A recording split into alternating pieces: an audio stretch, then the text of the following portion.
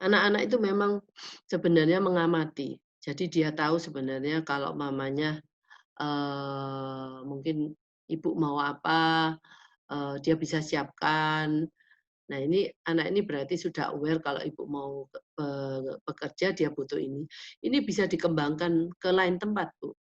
Berarti dia sudah tahu untuk sesuatu kegiatan ibu butuh apa.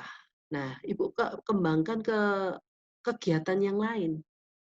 Seperti mungkin gini, kalau ibu mau buat, resep masakan, oke kita sekarang mau buat resep masakan yang gampang lah, buat telur dadar, ya harus pakai telur, pakai apa, setelah itu berkembanglah resepnya jadi lebih complicated, gitu.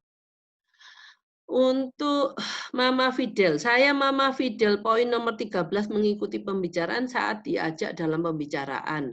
Ngerti tapi nggak ngasih tanggapan, tidak ada pertanyaan timbal balik. Nah itu Bu, kita kan untuk untuk bisa keluar dari situasi, sebenarnya pertanyaan-pertanyaan ini adalah semua kelemahan daripada anak-anak dengan spektrum autism. Maka dari itu, kalau Ibu bisa bayangkan, kalau anak lain mestinya kan nggak seperti itu. Jadi Ibu harus bisa membuat anak Ibu itu menanggapi atau bertanya, atau ya ngasih tanggapan itu komentar mamanya. Aku umpamanya Ibu mau ngomong durian sama bapak, "Aku suka durian," bapaknya, "Wah, aku suka memang durian." Terus dia bilang, "Aku nggak suka." Nah, itu memberikan tanggapan. Terus, kalau pertanyaan juga, eee, mungkin kalau dia diem aja, mamanya Fidel bisa ngomong, "Oke, kita berempat, kalau siap, kita hari ini ngomong durian ya. Kalau Bapak gimana, suka durian nggak?" "Wah, aku suka sekali." Kalau Mama Fidel bilang, "Oh, kalau aku ya sukalah, tapi nggak kalau aku suruh makan tiap hari aku ya nggak mau." Terus ibu tanya kakaknya, kakaknya bilang, "Aku suka." Terus terakhir Fidel. Kalau Fidel, dia cuman kasihlah dia opsi, "Fidel durian, pernah lihat durian? Eee, mau makan durian? Mau." Oh, berarti kita berusaha membuat dia tuh mengerti, "Oh, kalau kamu suka itu kalau kamu mau makan ini." Gitu loh. Jadi seperti itu, atau ibu mungkin waktu itu beli aja durian. Kalau dia mau makan, oke, bapaknya kalau ditanya, "Kamu suka durian?" "Suka, aku sambil makan durian, oh suka aku ini nih." Semua suka, yang tidak suka ya ndak akan ngambil, yang suka akan ngambil. Nah itu dulu, jadi prosesnya diberitahukan sampai dia anak harus bisa memberikan tanggapan ini, Bu. Kalau enggak, ya enggak bisa, Bu, masih belum bisa. Oke, Bu Lina, Kevin dapat nilai 25 dari sub 1. Jadi sub 1 ini, eee, maksimalnya itu 2 kali 14, jadi 28. Yang paling bagus ya 0. Jadi kalau mendekati 28 berarti kita tahulah posisi anak kita di mana ya. Nikola subskala 1 8, bagus Ibu. Eee, oke, Bu Nur Ani nih masih saya kena skip. Izin bertanya Bu, bagaimana caranya agar anak saya bisa menambah kosakatanya dan pembicaraan sesuai dengan usianya? Karena obrolan dia masih seperti anak usia di bawahnya. Terima kasih untuk Olive ya, 11 tahun. Gini Bu, nanti saya kalau ngasih tahu ini, eee, kita akan lama, Bu. Ya, saya berusaha menjawab singkat-singkat gitu ya. Nanti kalau ini lama, Bu. Jadi nanti di akhir sesi ini, saya minta inputan dari para orang tua, kira-kira, yang Ibu perlukan sekarang itu sesi yang kita kita spesifik lah, permasalahannya yang spesifik supaya kita bisa mengupas itu lebih dalam lagi. Jadi saya pengen kita bisa membicarakan masalah apa gitu Bu ya. Nanti kita akan adakan, seperti ini lagi ya, tapi dengan konteks yang spesifik supaya nggak melebar ke mana-mana gitu. Nanti kayak Ibu berarti Ibu pengen, tahu caranya menambah kosakata untuk anak-anak sehingga sesuai dengan usianya. Gitu. Oke, itu ya, Bu, ya. Nanti kita schedulekan kembali. Untuk nih skor Ilyasa, wah 6 bagus ya. Untuk Nicolo 4 bagus sekali. Untuk Jefferson 23, memang belum verbal, Bu, masih meracau dan nyanyi-nyanyi sendiri. Oke, yang Jefferson itu masih perlu kerja keras. Untuk salsa 9, lumayan Bu, tetapi mungkin ini yang agak sulit, saya mikir ini gini, dari yang agak benar, Ibu harus tahu sangat benar di sini adalah Ibu melihat seperti kita ini, itu sangat benar. Jadi walaupun mungkin 3 dapat mengikuti perintah, oh berarti dia memang sangat benar. Tapi ada mungkin konteks-konteks yang ini bawa-bawa ini, ada kayak isi pembicaraan cenderung relevan dan bermakna. Ada agak benar. Dari agak benar menjadi sangat benar itu ya butuh stimulasi, Bu. Bukan cuman ya Dokter Ali akan memang membantu bagaimana anak kita itu tidak berinflamasi dan bisa menerima informasi sekitarnya dengan baik. Tetapi kita masih perlu memberikan stimulasi untuk membantu mereka supaya lebih mudah bagi mereka untuk, develop kemampuan berbicaranya. Oke, sebentar apalagi nih, masih ada 1. Untuk Adnan skalanya 10, Paul skornya 15. Oke. Jadi Ibu tahu skor maksimum, skor yang paling jelek itu adalah 2 kali 14, 28. Kalau yang mendekati 0, semakin mendekati 0 semakin bagus. Oke.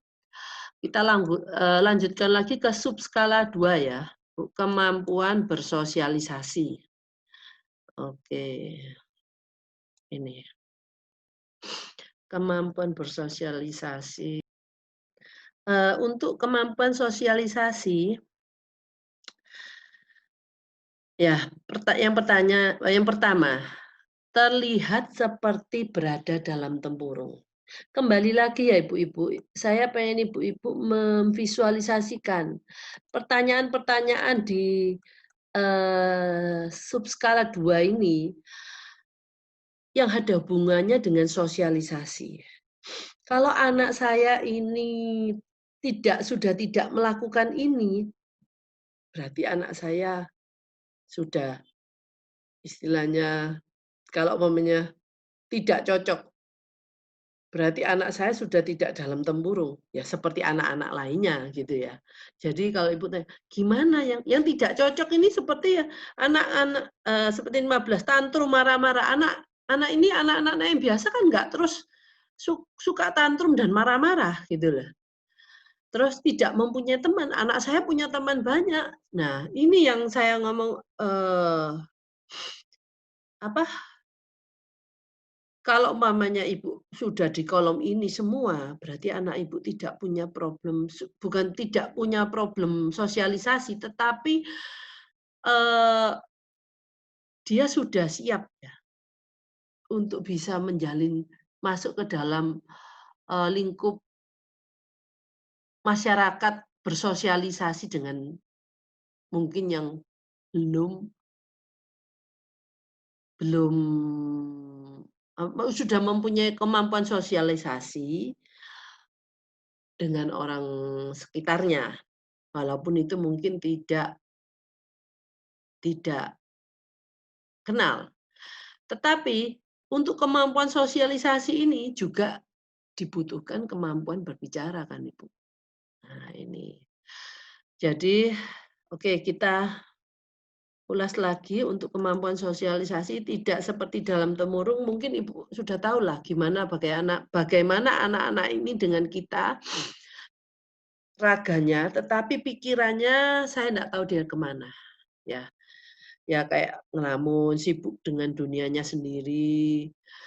Terus dia cuma memperhatikannya itu mungkin sebentar, terus tapi most of the time dia dengan dirinya sendiri. Ada mungkin orang teriak-teriak dia juga nggak pernah lihat. Ada temennya mungkin yang nangis gitu. Mungkin kalau nangis ya sesuatu yang terjadi. Kalau biasanya menangis, anak-anak ini alert. Karena apa? Ini gangguan yang sangat besar untuk mereka. Kalau di sekolah, anak-anak temannya menangis walaupun duduknya jauh, dia akan pelan-pelan jalan ke dia, ke anak ini. Habis itu anaknya tuh dipukul, "Pak!" gitu. Istilahnya, "Kamu jangan menangis lagi, saya nggak suka suara ini." Sebenarnya bukan dia mau nyakitin anak ini, tetapi dia merasa terganggu dan nggak ngerti caranya menghentikan tangisan ini gimana.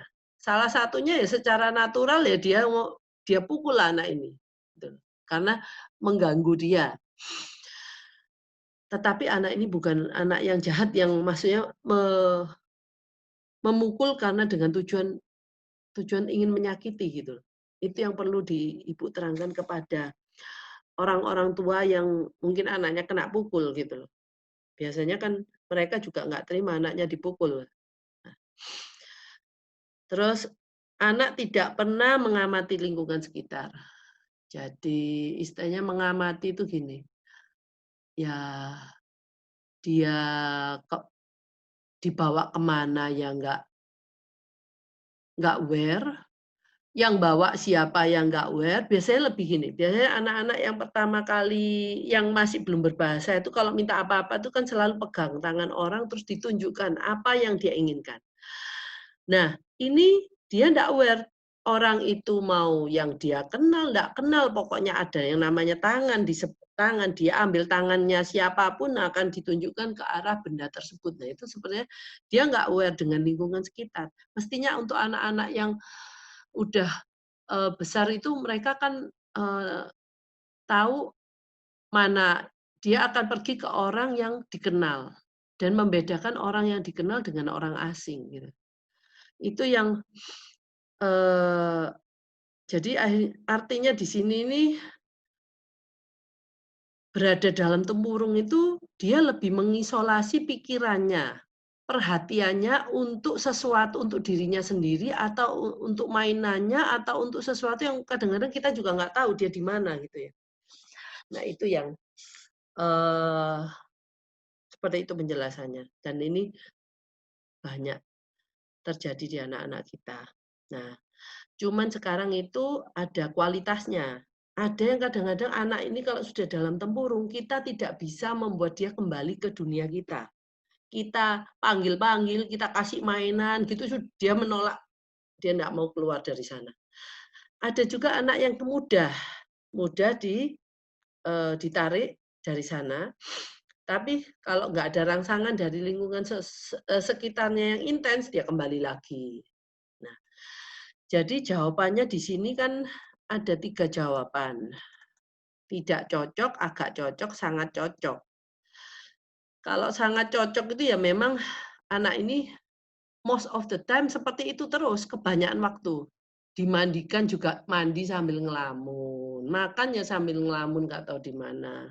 Kalau agak cocok ini ya on off, banyak ya mungkin kalau kita memberikan, rangsangan yang intens, dia baru ke kita. Jadi selama dia masih belum bisa melakukan itu dengan baik, isilah agak cocok, oke? Terus mengabaikan orang lain.